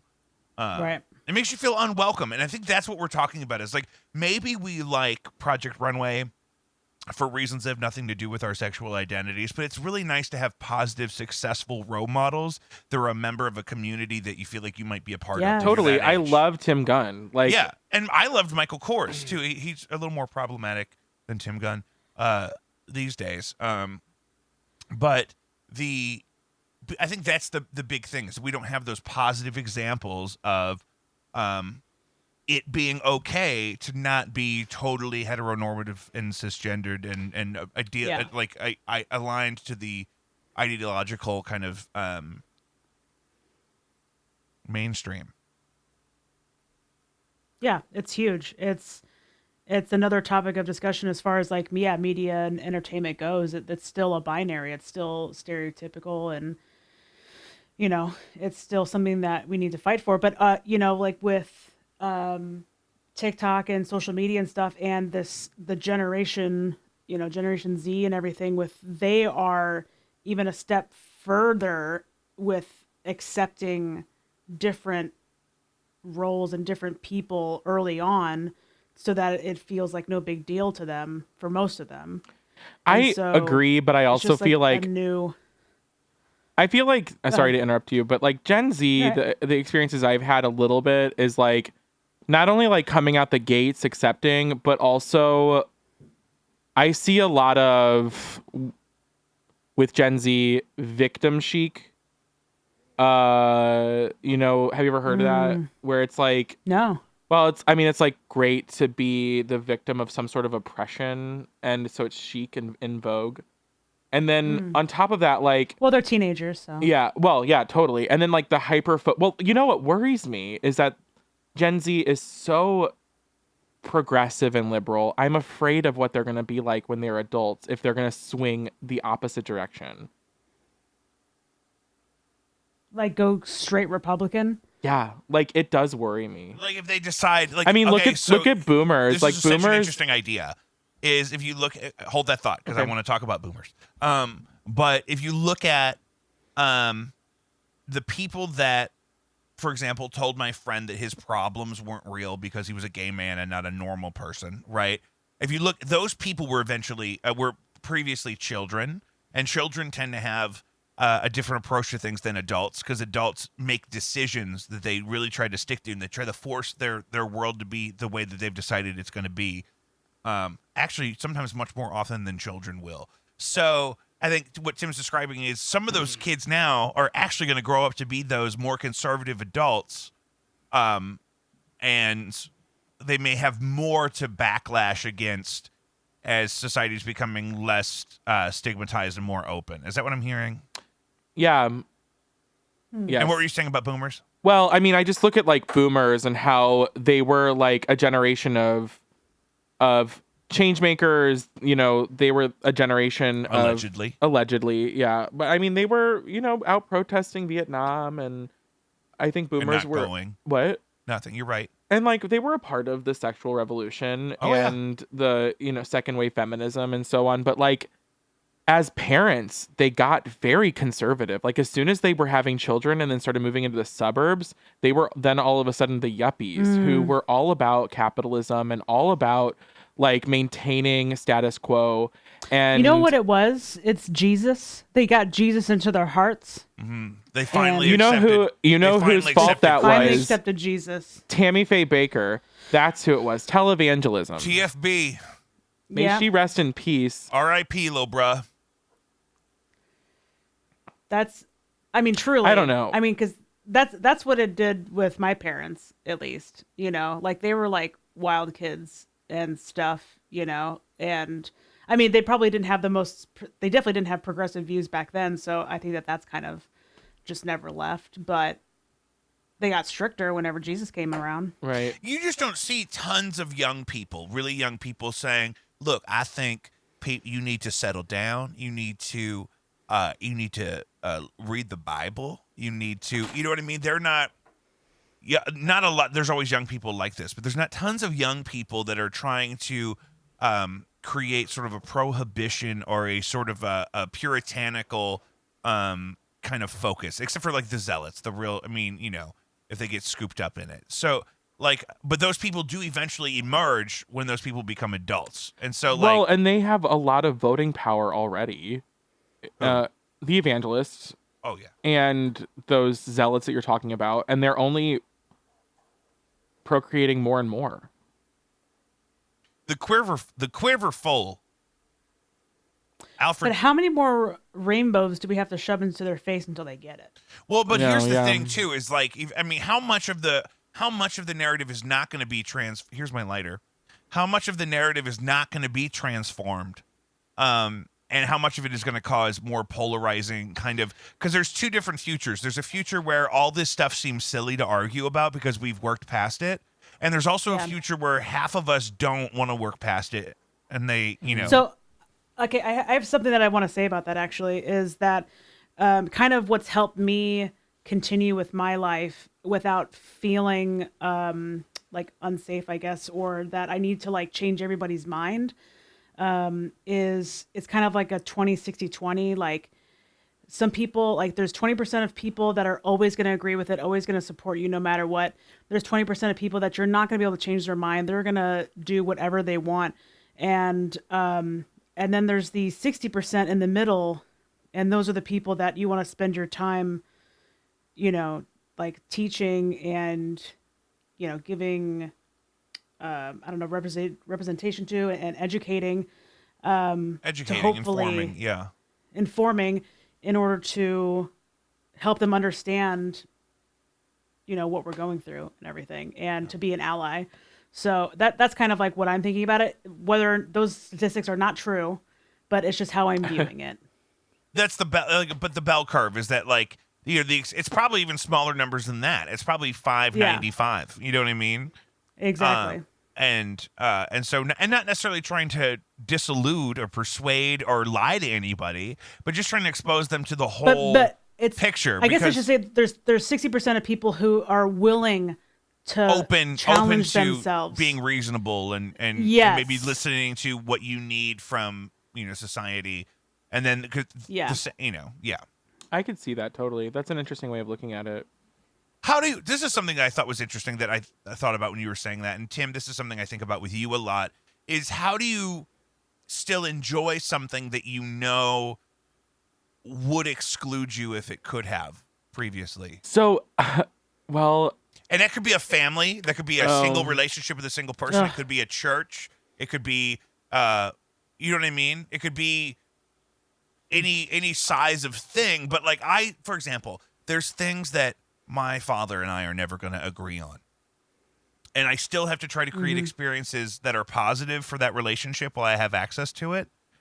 And so like I have to try to live with the stuff that I can't fix or go back and change, and live with the stuff that we're never going to agree on, but then still try to enjoy what's left in spite of. Like, how does that work for you? Me? Yeah. I think that's a really interesting question because that's how job. I feel about the church.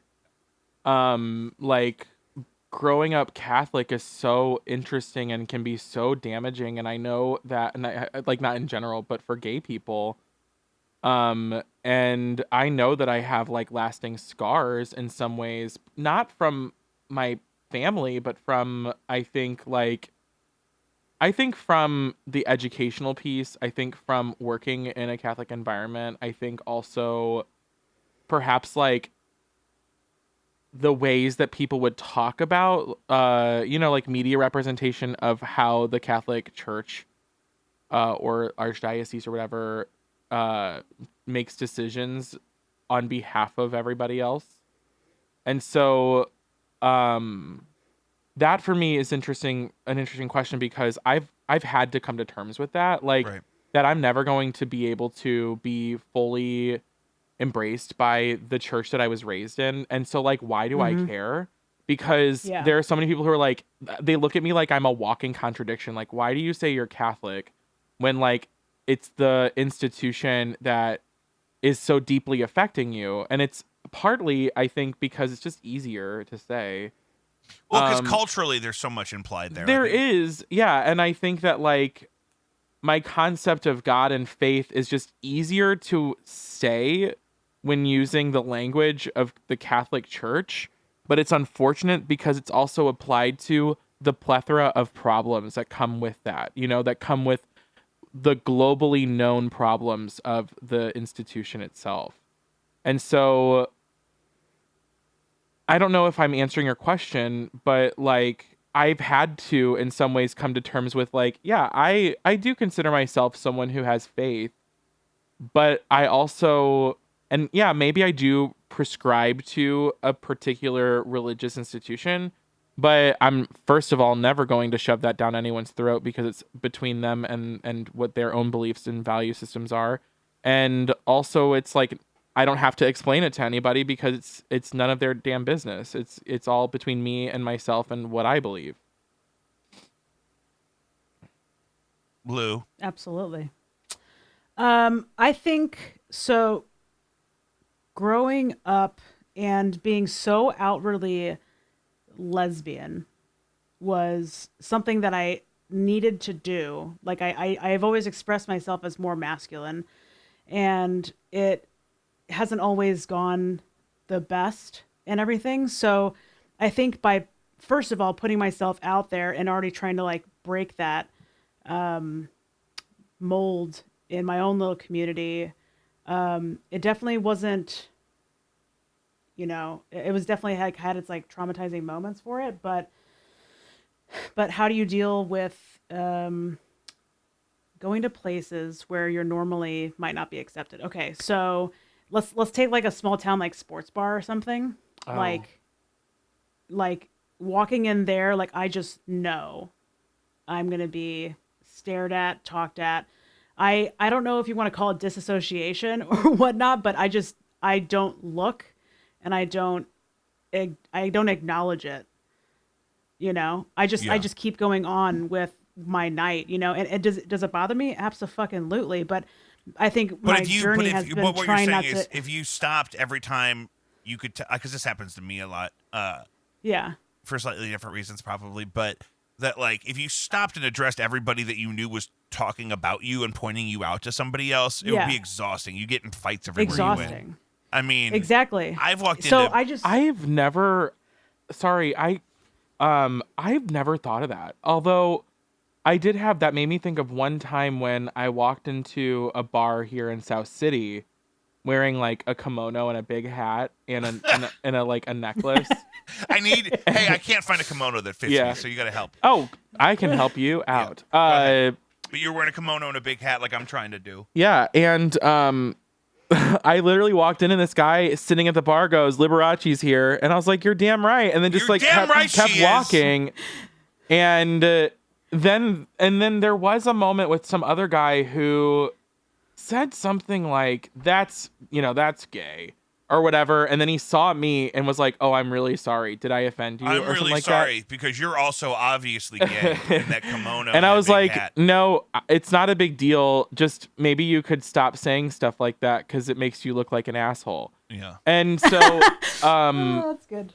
I mean, I don't know, like where that comes from for me personally. I think I get what you're saying about like not acknowledging it. I think I perhaps. I mean, I'll put the work in if it needs to happen, but but oftentimes it's just too many people. It's like you're exhausted and you just want to go on with your fucking life. So can you believe that? Like, I know that this is gonna is that gonna be demonetizing? What'd you say? So I said the F word. I said your tuck is cunt earlier. So I said bull crap. Okay. Tim said bold crap. So we're Lion's Choice. Okay, is definitely pulling the plug. so where I'm at right now is that it's that 20-60-20 thing again, and I just continue like, okay, so literally like last week I went to go get some jeans tailored, and I went to the same person that tailored my suit for your wedding, and he is this absolutely old Greek man, and he did such a wonderful job, and he acted like I am not putting a suit on a woman. He just acted like it was just any other person. So I was like, oh, this guy's awesome. So I went back to him, and maybe he thought you were a young boy. You think he saw these titties and wasn't like, he didn't want to draw attention. If a young boy had titties like that, he would be insecure about them. Yeah, I guess you're right. Or my neck is I don't 2 know. feet around. Apparently, I learned that at the tailor. Wow, good Lord. So anyway, so I go back there. I'm like super happy to walk in, and then there's John, and then there's two people that look like maybe his friends or something that are also old as dirt. And I walk in, and the lady is sitting down, and she's looking at me like this, like what? Just walk through this heavenly. What place. are you? Yeah. I'm glad she didn't try to grab you. What? Because they'll do that. No, she was too old to do that. And so she's giving me the stink face, and everybody stops talking. It's just dead silent. I just go, I just want to get some jeans tailored, and nobody says a thing. They're all staring at me, and I'm like, wow. So I just want to get these jeans tailored. And then John, the old dude, comes up to me. He's like, I don't do that anymore. And I was like, no way. You don't tailor anymore? He's like, no, I don't. And then so I was like, okay, have a great day. And I like walked out. And then I thought about it. I was like, either he's actually closing it down because he's like retiring finally, or I was just a victim of discrimination. Yeah. I don't know which one it was. However, what I did do is I went onto Google. I went onto Google and I was like, oh, he said he doesn't do it. He doesn't do tailoring anymore. So I reported them permanently closed. So, they're closed. Well, I'm sorry. As far as Did Google's they actually concerned. Close? No, I don't know. Oh, because I don't know. Google, The door was open. That's terrible. The door was open, like they were airing the place out. Clothes were everywhere. It did not look like he was packing up. Like from what I could see, it was still in business. Yeah, he was trying to get you out of there because his conservative friends were there. And is that what you're saying? That I don't know. I don't want to take that imagery on. Yeah. Yeah. Well, yeah, right. Well, here's the thing too. Oh my because I do gosh. this all the fucking time, where I always assume, one, that things are about me when they're not. And I Yeah. always also assume that they're going to be negative, right? I always assume not only are you mad, but you're mad at me, right? I do this, Lou, I do this to you all the time when we're hanging out in person, because you're not as unfiltered or as animated constantly as I am. So I assume if you're not laughing at me and I'm talking, that you're mad, right? Yeah. Because that's how I know you. You usually emerge with laughter when I say something ridiculous. And so, you know what I mean? And so if you're not, I'm just going to assume that you're pissed off, right? And that's just totally me doing that. But so you don't want to assume that anything about that interaction had anything to do with you. Right, but it's hard not to see the signs. It's also. hard not to go there. Yeah, and the worst part though, I think I've had that I'm now realizing I have experienced that, and I think I block it out because I don't want to assume that I'm the victim of anything. But I think I just recently had this with the job situation where like I started to question if I made all of this up, where like I was like, when I talked to a couple of very important people about my experiences, and one being like my therapist, I was led to be questioned in such a way where I thought, did I just make up feeling like I couldn't be myself? Is that what you're talking about? Like, not in terms of going to the tailor, but in terms of like, you walk away wondering like, okay, was I just discriminated against? Or am I just like feeling that way because I'm, I could potentially be discriminated against because that's just a known thing, right? Well, it's an unfortunate thing that we have to discuss, because the reason that we even feel that we might be discriminated against is because it's something that we've experienced before. Right. It's like, or we've seen other people experience it before. It's sort of like when you constantly hear on the news about like you could potentially, like, I mean, shit, for as long as we've been adolescents, the question of whether or not we would be able to get married has always been a question. And so it's kind of amazing that it happened in our lifetime. But even then it's like, okay, does that negate the fact that like I still feel in some ways like I can't be my full authentic self in this current situation, in this current environment? And is it me that's doing that, or is it the people around me, or what is it? I think it could be a little bit of both. I think it could be learned behavior and the environment around you, because whenever that was going on and, gay marriage was passed, we were in a red state. And we saw people reacting negatively to it, right, instead of positively. And so like that also kind of adds on the fear. Like I'm still not necessarily completely free, right? You know, like there's still so much more work to do. I mean, but also I'm still scared. Yeah, I mean, like, but again, like what I'm saying is that on the other side of that, it is a little bit of like having to learn how to not give a fuck, right? And that's where I'm at right now. Like if I approach somebody and they look like they aren't going to like me, then I am so nice to them. I am so overly nice to them. That's so interesting. I am the opposite. I'm mean nice and angry. No, yeah, because because they could either be a part of that 20% that they'll never change, or a part of that 60% that if I'm super nice to them, that it could possibly change their thinking. It could pull them your way as opposed to pushing them the other way. If anyone looks at me a certain way, the thing I say to myself in my head is like, I am not the person that you're gonna fuck with right now. I am not that person. So don't look at me. Jeffco, baby. Don't look at me that way. And if you do, I'm gonna look at you back. And but I think that also comes from like, again, I feel like I can walk around and perhaps like maybe naively think that I'm not going to be as harassed as perhaps someone else, who's smaller or... That's the thing. We're big motherfuckers. Right. Like if I was a rag doll. Oh my God.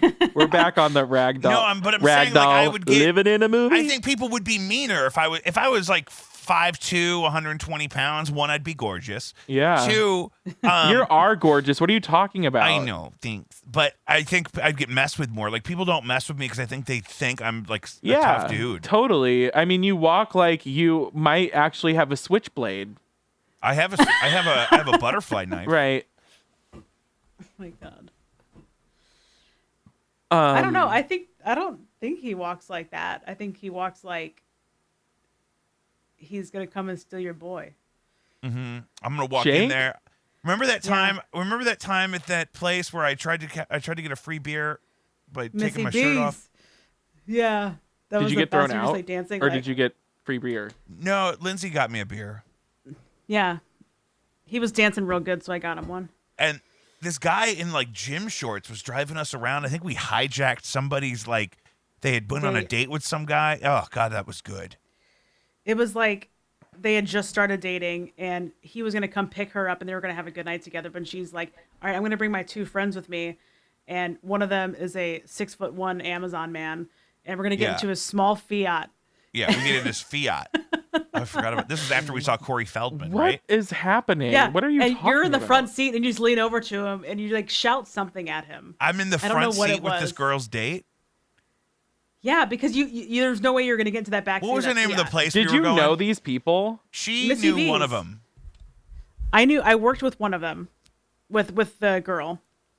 Who was on a date with a guy? No, we were all at the Corey Feldman show, and then Yeah. we needed a ride. But they had been and dating. So she called this guy to pick her up, and we just said, "Hey, we'll go with you." And then we made them go to this gay bar with us. What bar was it? Yeah. Missy B's in Kansas City. Missy B's. Oh, Yeah. Wow. So that was a very, very fun night.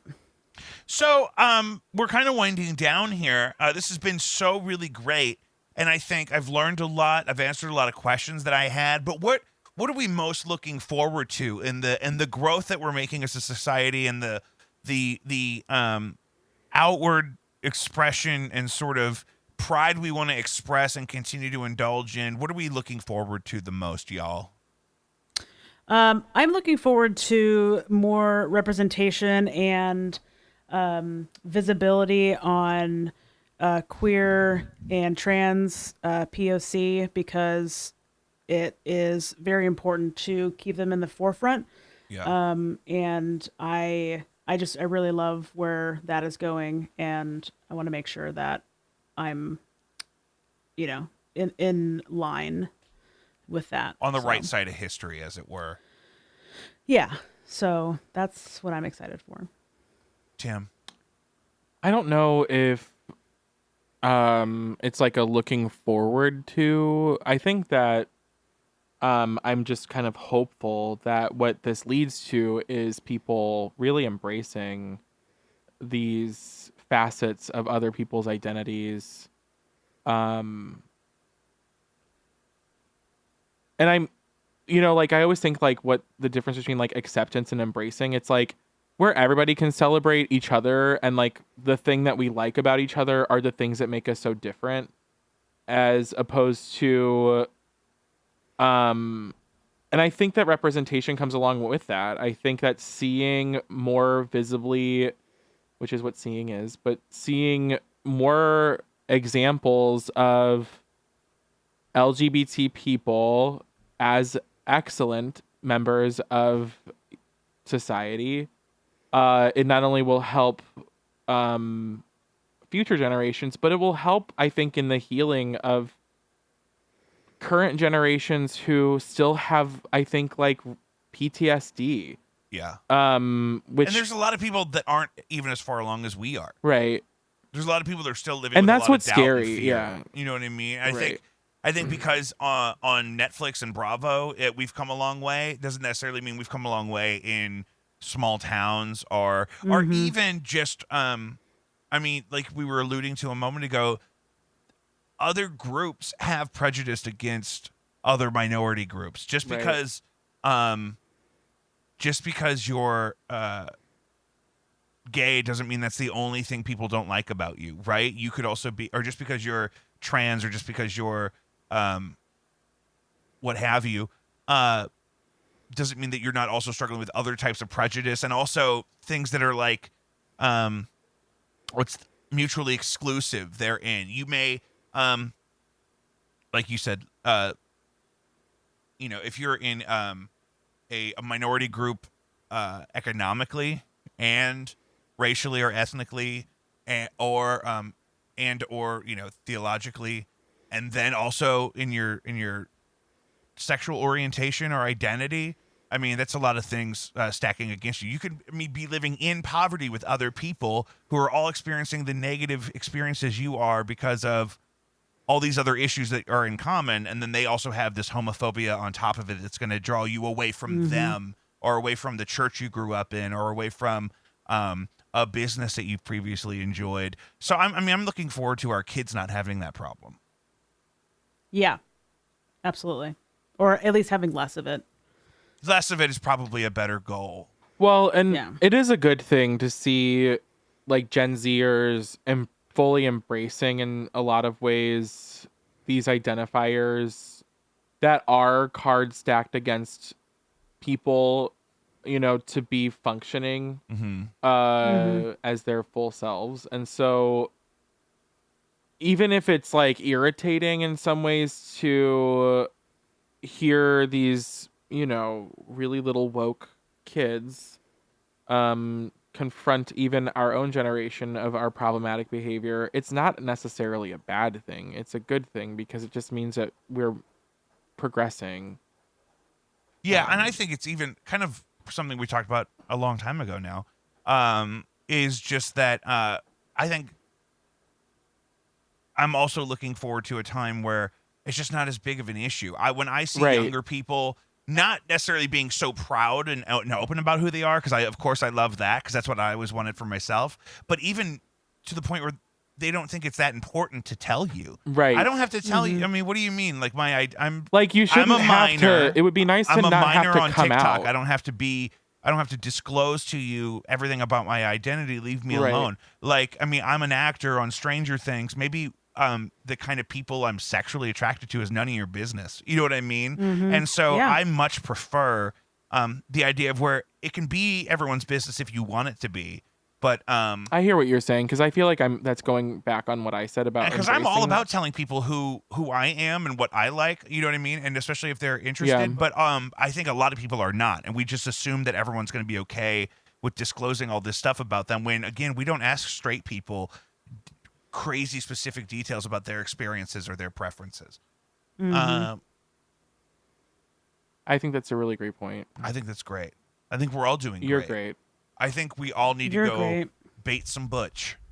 Butch baiters. We need to butch baiters. Butch baiters. Butch baiters. That's what we're gonna call the people that have the hoodies. Oh, Butch like baiters. your fans, yeah. Yeah, like, you know what I mean? Instead Butch of baiter. Yeah, it's like Deadheads or Mariah Carey's Lambs and Gaga's Monsters. You've got Jacob V's Mariah Carey calls her Butch baiters. fans lambs? Yeah. Like sheep? Yes. What? I'm pretty sure. Is that for real? I'm gonna look it up. Yeah, I think that it's real. I mean, lambs out to slaughter. Lambs to the Mariah Carey slaughter. Yeah,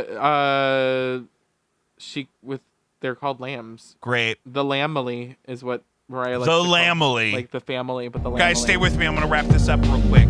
Guys, that's been a return episode of Jacob V Weekly. Pride Month. Summer is here. Patreon is coming in July.